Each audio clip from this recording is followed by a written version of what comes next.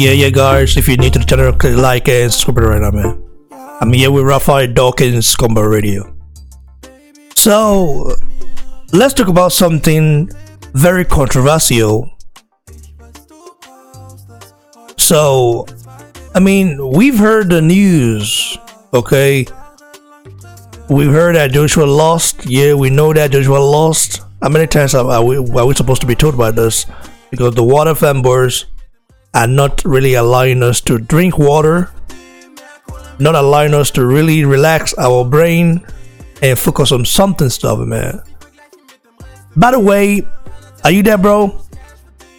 Yes. It's Raphael Dawkins, Combat Radio, and I am here.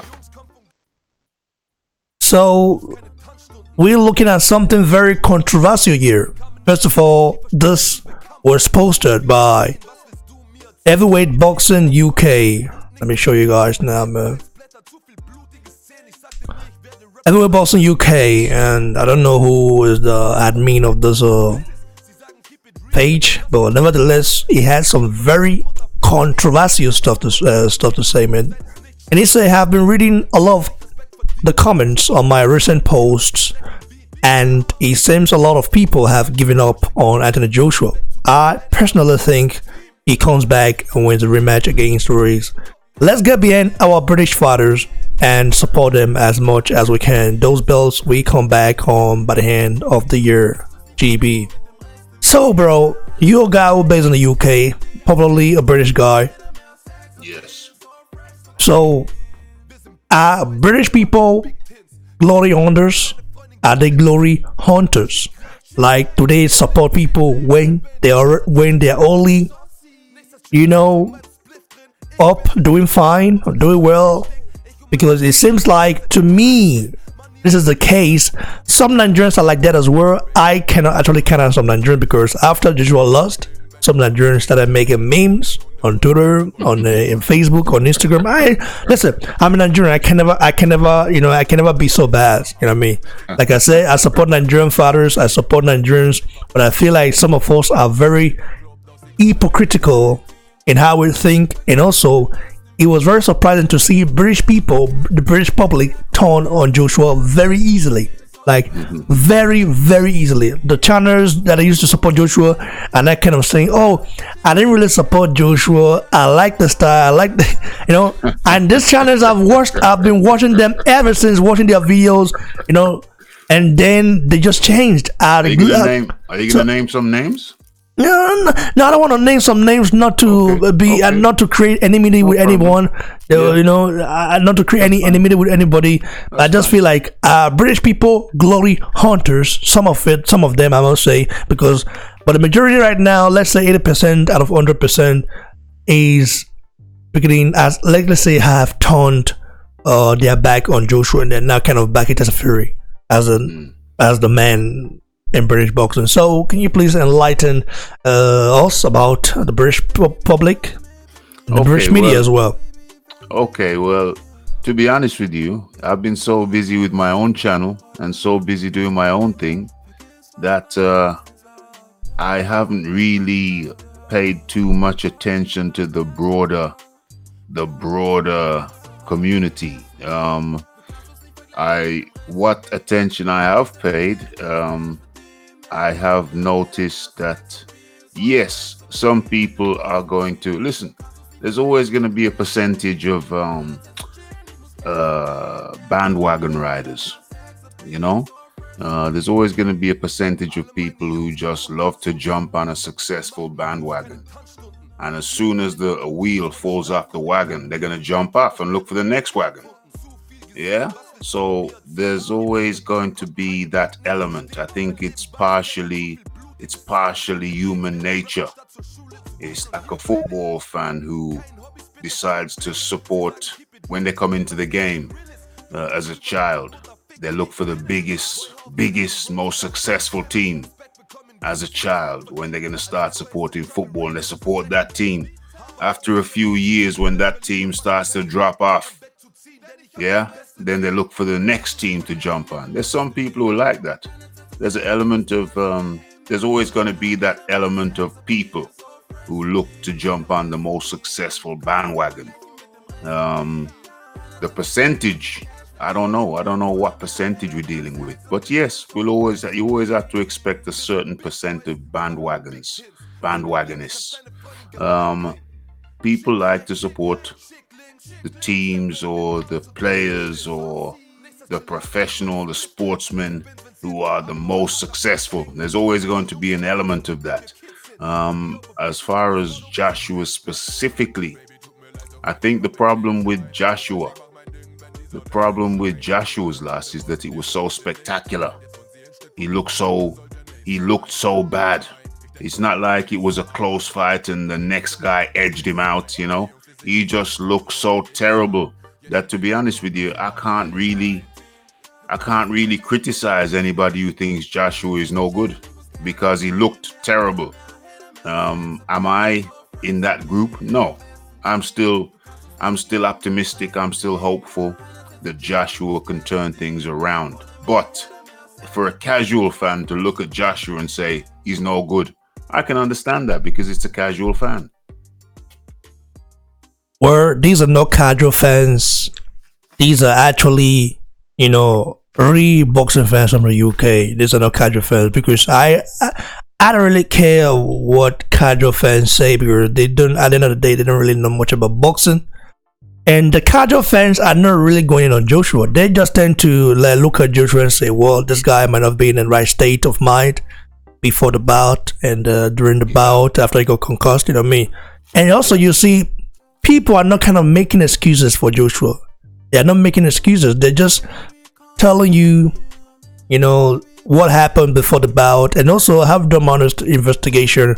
Like I said, I talk to Joshua's cousin every time, you know what I mean, and he been telling me, listen, something happened, and he didn't really want to be specific about it because just to keep some certain information because he knows that anything he say, I might, if you give me the permission, I might say it out, you know what I mean?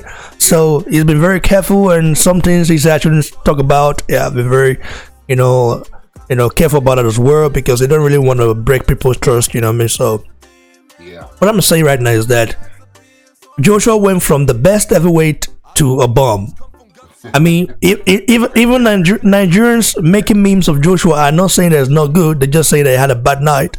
But the British public, some British public tend to have changed their tone completely from the best heavyweight in the world to a bum, just a bum. How can a guy who beat Klitschko, who beat Dylan White, who beat Joseph Parker, who beat Carlos Takam, who beat Eric Molino, who beat Dominic Brazil, okay, who beat Povetkin, a guy that water ducked, okay, a guy that water wanted to smoke with, how can he become a bum overnight because he lost to Andrew Jr.? That's what I want to hear from you, bro. Well, yeah, I mean, the thing is that Joshua looked so terrible, spectacularly terrible. If we're going to be honest about it, if we're going to be truthful about it, he looked like he didn't know. He looked like it was his first day in the ring. So he looked absolutely clueless. We say over here, clueless. Like he didn't have a clue what he was doing. He didn't have a clue what to do. When he went back to the corner, he was asking strange questions like, what happened? What should I do? What did he hit me with? So, when a fighter looks that, I mean, when was the last time you saw a top fighter put in a performance where they didn't look like they had a clue what to do? When was the last time? You saw what? When was the last time you saw a top fighter go into the ring and look like they didn't know what the hell they were doing?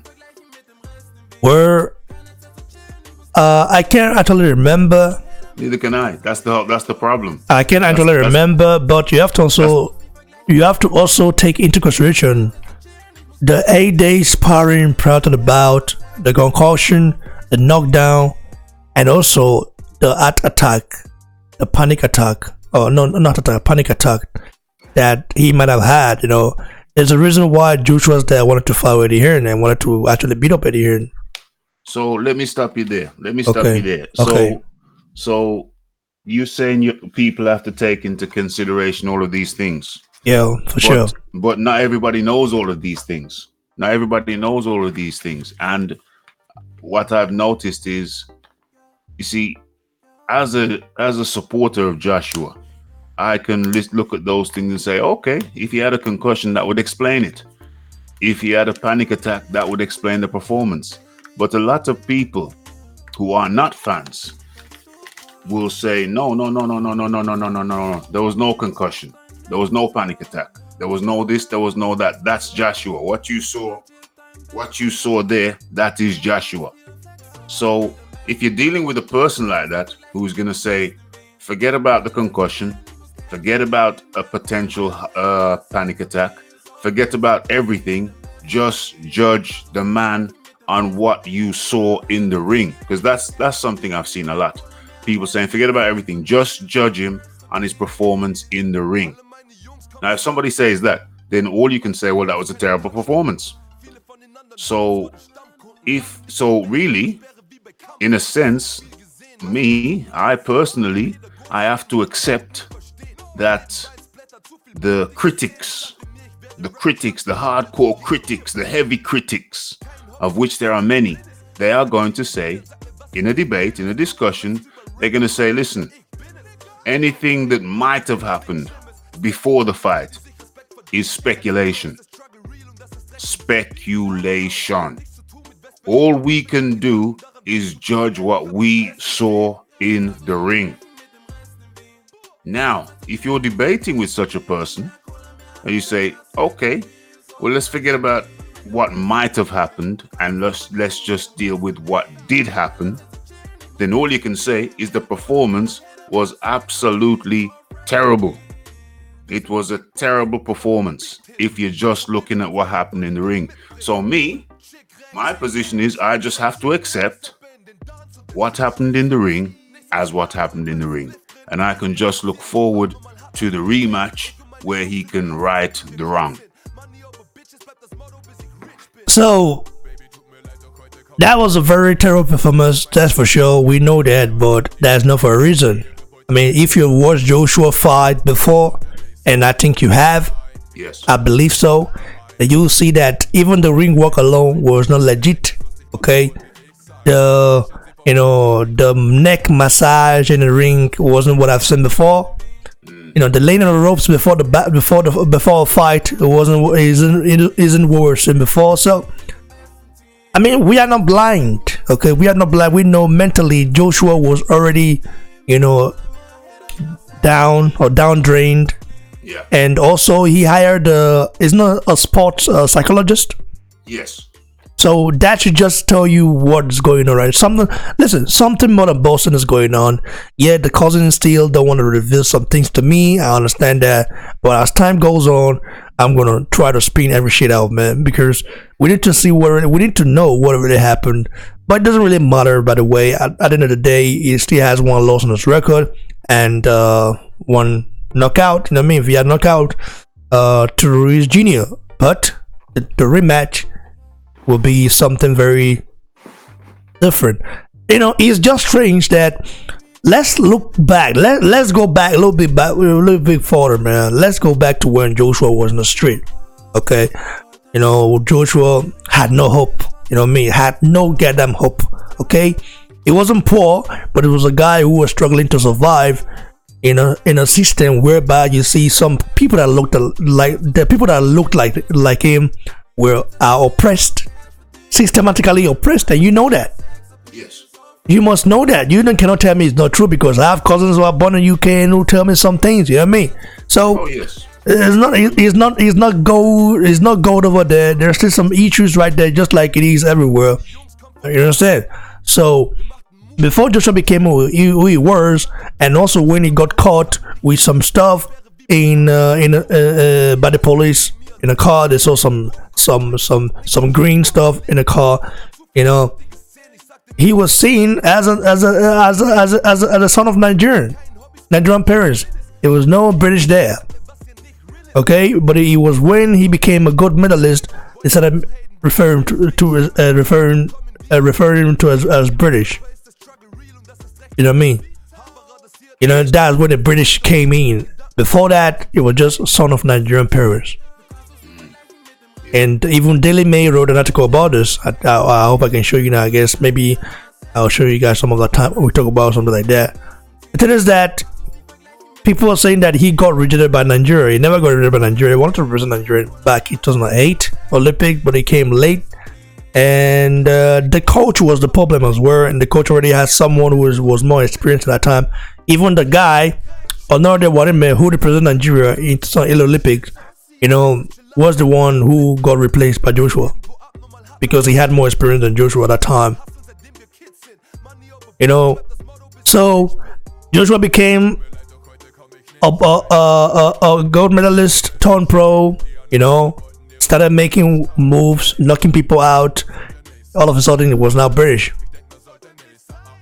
You know what's good about this? I like the fact that some British people still support Joshua, but 80% of them are just turned their back on him, including people that look like him. I'm just saying this. I'm just saying this, and this is good. This is good stuff, because even the channels now that have changed their tone on Joshua, I hope they never, because once Joshua wins the rematch, because I know Joshua will become a 2-time heavyweight world champion, that's for sure. Joshua is destined to be great. All what happened was just a road. Something when you're on the road, driving on the roadway, maybe your car can break down sometimes. You know what I mean? Mm-hmm. What do? You find a solution to fix it back up and keep moving, right? That's right. That's how it is. So Joshua, right now, his car is broken and it needs to be repaired. And the car will surely move again, that's for sure.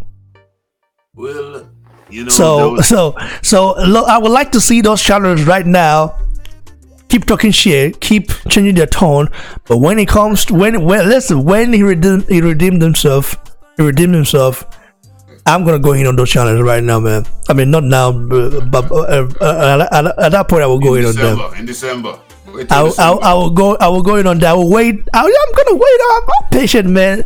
Yeah. But it is that I've always been a Joshua fan. December in the rematch. The rematch is in December. I've always been a Joshua fan, and I will continue to be a Joshua fan. There is no two ways about that.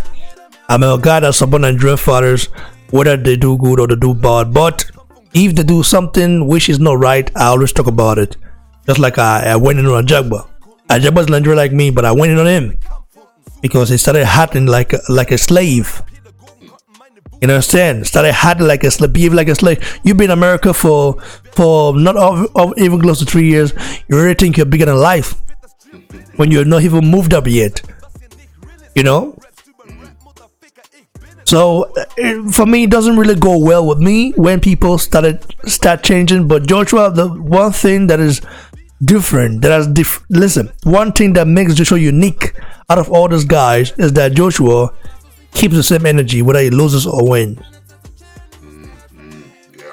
When you see, normally he's supposed to be there. Listen, what people want to see in Joshua is a sad Joshua, a frustrated Joshua, a Joshua whose mentality goes down the drain, a Joshua who don't know what is gonna do anymore, a Joshua who you see, maybe get mentally frustrated and try to do some crazy stuff. But Joshua is still keeping the dedication, the energy in being great alive, and that's the spirit negative people cannot kill. So I'm not just going on British fans, I'm going on as well on Nigerian fans. Some Nigerian fans have tended to change tone, because I saw it myself. There's no way you could tell me I saw it when that happened. I saw it. Some Nigerian fans are still with Joshua. A lot of them are still with Joshua. Some are not kind of thinking what was he the real deal before.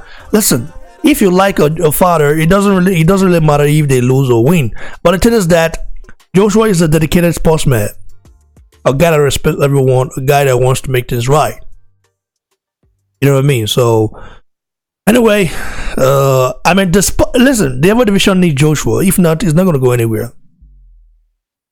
You know that. Well, The Evo division cannot move forward without Joshua. I'm just telling you the real fact that because why I'm saying this. Just ask me why I'm saying this. Ask me why. Yeah. Because the real tough fighters, those Wilder Fury guys, they're not fighting the best. No, that's true. They're not fighting the best. I mean, before Joshua came into the scene, how many bumps did Wilder fight? Yeah. Nobody gave a fuck because nobody actually had any interest in Wilder at that point. Whatever he does was just okay. I don't care. I don't watch it. It was when Joshua came to the scene is when they started looking at Wilder. Tyson Fury fought a lot of bums. And keep fighting one as well. He's gonna fight another one, Tom Schwarz. Have you watched that bout? Have you watched Tom Schwarz fight before? I live in Germany. People don't talk good about Tom Schwarz here. When I go to the gym, when I go to the gym, they say Tom Schwarz is a diver, he's an actor, and a Schauspieler. That's how it's called, actor, and a Schauspieler. Especially, yeah, looking at that fight against Senagachi. Oh yeah. That was acting, you know. Yes. Schauspielen. Yes. Das ist ein Schauspieler. Das ist nicht ein richtiger Kämpfer. Weißt du? So it's just how it is. So people see me as Schauspieler, as an actor. Oh, that's not good.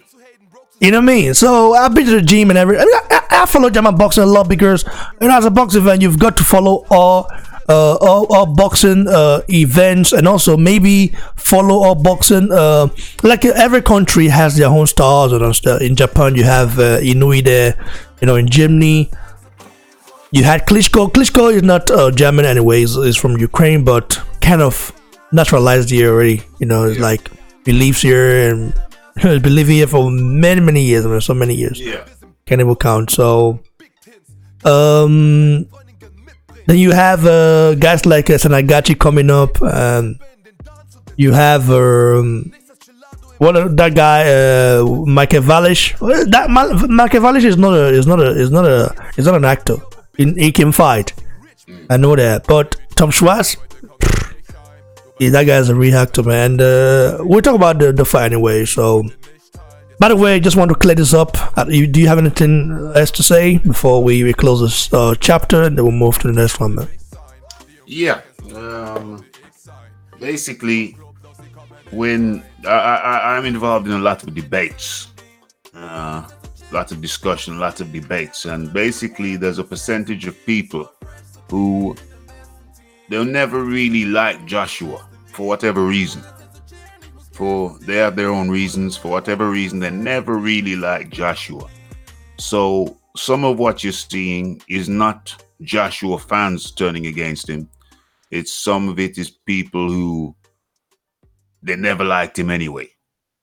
I've seen that in debates. They never really liked him anyway. So some people just love to try and kick a man when he's down. That's the reality. Some people love to try and kick a man when he's down. And also some people, they don't show their true colors when a man is up. They only show their true colors when a man is down.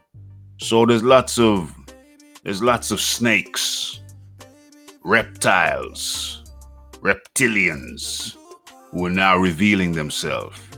If you try to speak up, if you try to even mention anything that happened before the fight, then they'll try and jump down your throat. They say, "Oh, you don't know." And I noticed. Hold on a second. They'll say you don't know nothing about what happened outside of the ring. We don't know nothing about what happened outside of the ring. We can only speak of what happened inside the ring. So there are many snakes, reptiles, lizards who are now showing themselves. That's what I have to say. Yeah, you're right, bro. And also, I mean, what was I about to say? I don't remember. I wanted to say something to go in on someone, but let me just leave for another time, man. Yeah. Anyway, guys, thanks for joining us. Of course, been nice having a very intellectual conversation. Like the video, guys. Give your thoughts below. Our British people, glory hunters, like some Nigerians are. or are they just being real? Is Joshua overrated? My opinion, I think some British people are definitely glory hunters, looking at how things changed overnight. Okay, their opinions changed, and some Nigerians making memes of Anthony Joshua, they definitely glory hunters as well. So, being I'm a Joshua fan, I'm a Nigerian, and I will continue to be a Joshua fan for life. Whether I lose or win, Nigeria, Percy must stand with him brethren or something like that. So it's just how it is. That's how it is. And those of you guys who are making fun of Joshua right now, just remember, after the rematch, if he wins the bout, don't blink. Okay, I would listen. I'm gonna be making even 100 videos a day about Joshua, man. Whether you like it or not, I just put it in your face. Anyway, go subscribe to Raphael Dawkins Combat Radio. As man, that you want to really hear some real stuff, read some real shit. A guy who is very neutral. Sometimes he's bad, sometimes as well. Like me, of course, all of us we are kind of bad in some, in some ways, but we still know what common sense is. We tend to keep it classic. You know what I mean? Yeah. Often. We're fair. We're not really fanboys. I'm not a fanboy of Joshua. No, I'm a fan of Joshua. I'm not a fanboy. You know what I mean? So that's just for sure. We just call it down the middle. We call it down the middle. We just say down the middle, man. We say what we see. Yeah, that's just it. You know what I mean? So I'm very, very grateful, bro. And we'll be right back very soon for another hot topic about Andrew Jr. He's been very, very active and talking, man. Wow. Thank you for having me, bro. I beg. When I go subscribe to Raphael Dawkins, I beg. When I subscribe to that guy, I beg. When I subscribe, when I support him. Too much respect.